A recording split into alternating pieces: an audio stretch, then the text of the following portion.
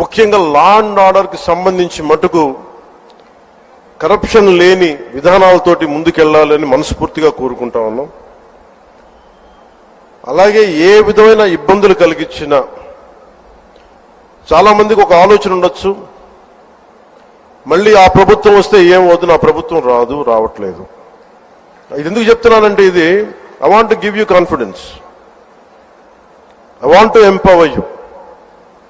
ఎందుకంటే మేమందరం ఇంక సహించడానికి సిద్ధంగా లేవు. ఇక్కడ ఈ కూటమి ప్రభుత్వం తక్కువ మేము మాట్లాడుకుంది 15 నుంచి 20 ఏళ్ళు ఉండాలి. ఎందుకు అనుకున్నామంటే, ఆంధ్రప్రదేశ్ వికసిత్ ఆంధ్రప్రదేశ్గా ఉండాలి, వికసిత్ భారత్లో భాగంగా ఉండాలి. అంటే ఈ ఐక్యత చెడగొట్టే పరిస్థితుల్లో నేను లేను, ఎవరు కూడా లేవు. అలాగే ఇది గత ప్రభుత్వ పాలకులు కూడా గుర్తుపెట్టుకోవాలి.